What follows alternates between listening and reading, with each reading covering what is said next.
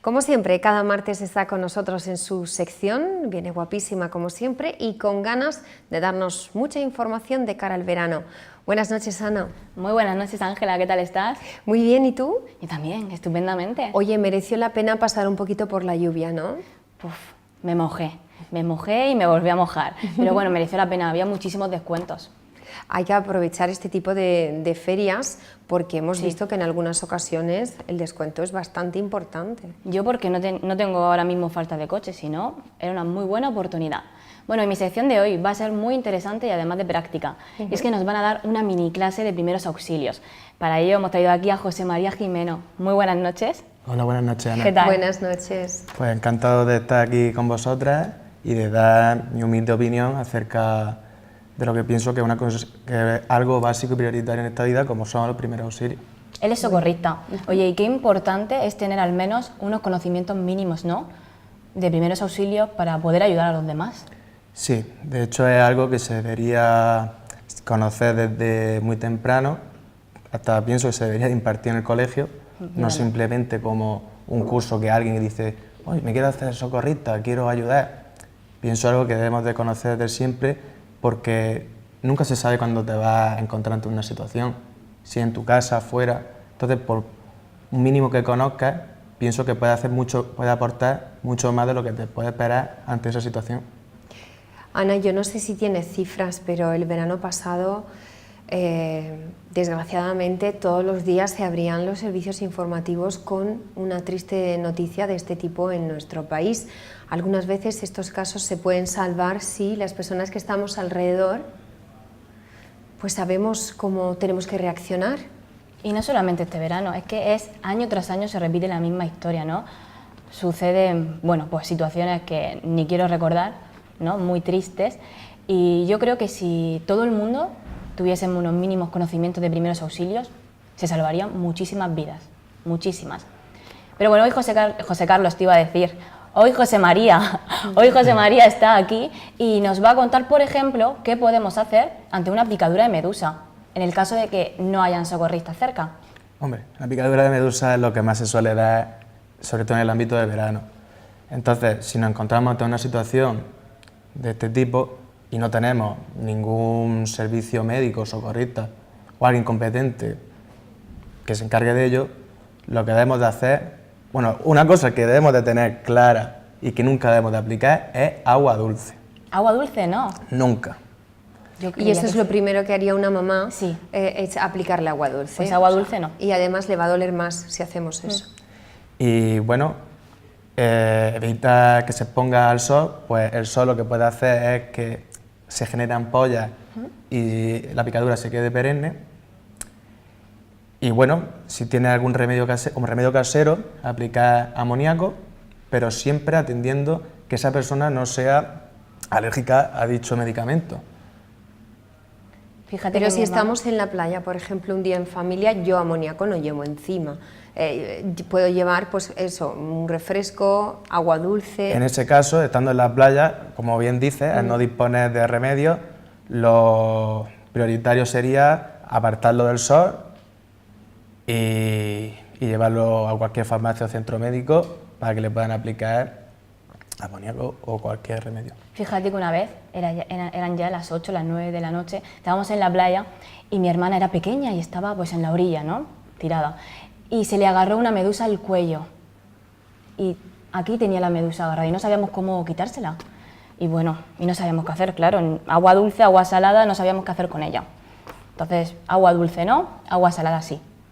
Sí, en ese caso que no dispones de nada, más vale eso que no aplicarle nada. Oye, y ante un golpe de calor, que también son muy famosos en las playas.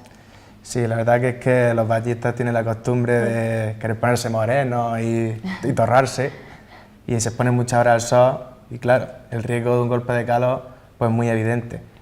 Ante ello, pues lo que debemos de hacer es tumbarlo en la arena, siempre y cuando asegurándonos que esa zona sea segura, y levantarle un poco las piernas para evitar la lipotimia y taparlos con una manta.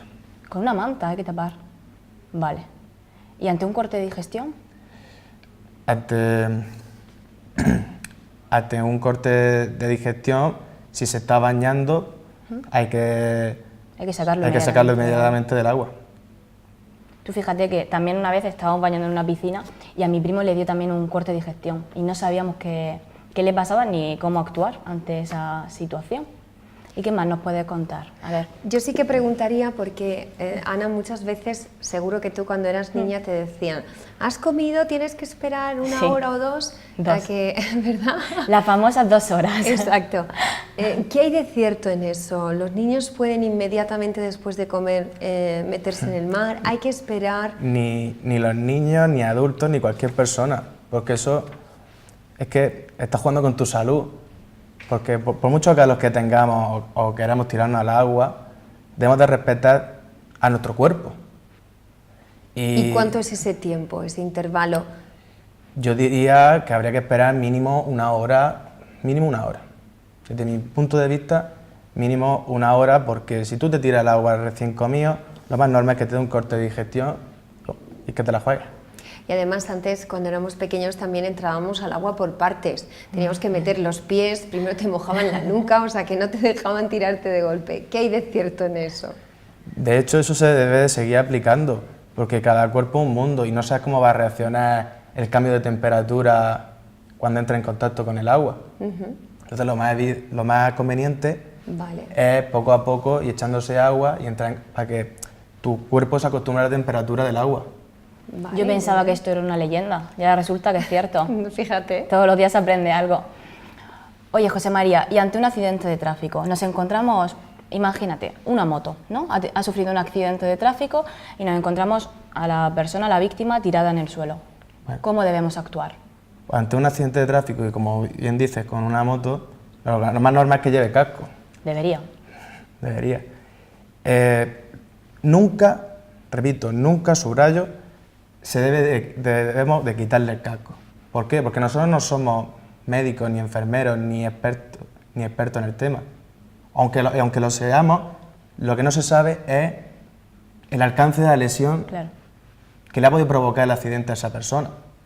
Entonces, para evitar el riesgo, nunca debemos de quitarle el casco. ¿Qué debemos de hacer como medida de primer auxilio?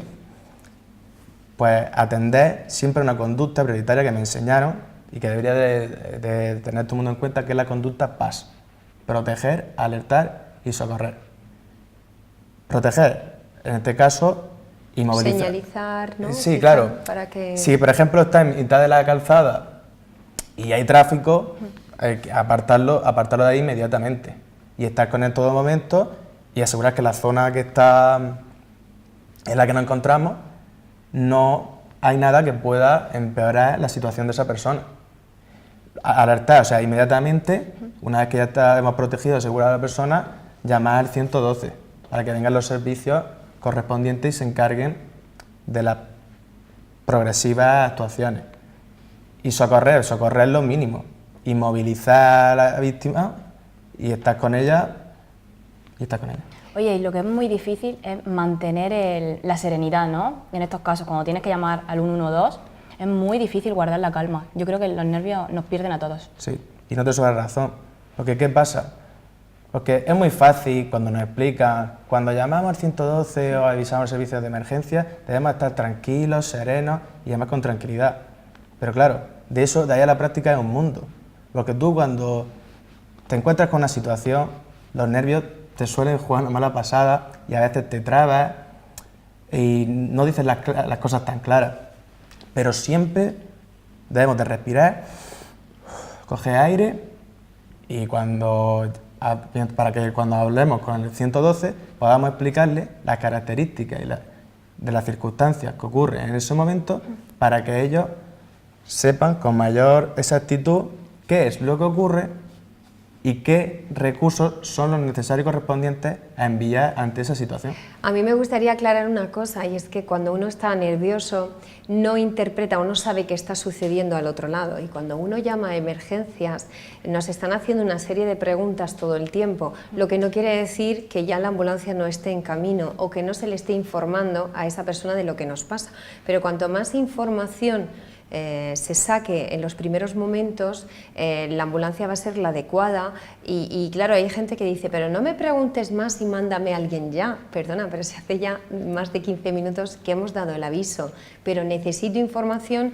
que voy pasando a su vez a través de unos mensajes al copiloto que va en esa ambulancia, donde le van diciendo pues si se necesita, por ejemplo, reanimación cardiopulmonar, cómo se encuentra la persona, crees que respira, puedes acercarte un momento, está consciente, te habla, todo ese tipo de cosas es ayuda, pero no pensar que se va a mandar cuando ya se cuelgue el teléfono, sino que durante todo ese tiempo ya se está trabajando para intentar salvar la vida. Eso es algo que cuando uno se pone nervioso interpreta que no están haciendo nada más que preguntas, y no es así.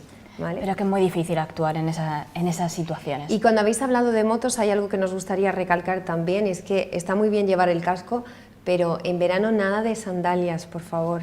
En una motocicleta no es la primera vez, ¿verdad?, que se dejan los dedos y los pies en la calzada. Ni la primera ni la última.